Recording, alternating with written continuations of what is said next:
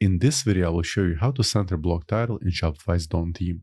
As you can see in my example, the block title is currently left aligned. So what we are going to do is make sure it's centered right here.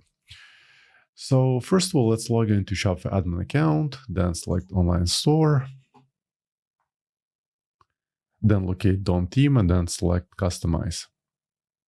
Then once the editor loads at the very top, click on home page, then select blogs, default blog, and then click on blog posts. Then scroll a bit down so you find the custom CSS. And then in the CSS field, just type the following: .main -blog space .title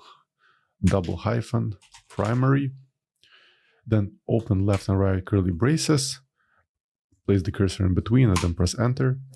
On the next line, type text -align :space center followed by semicolon. If you've typed everything out correctly, you should see that the title is currently centered on the desktop and so on mobile.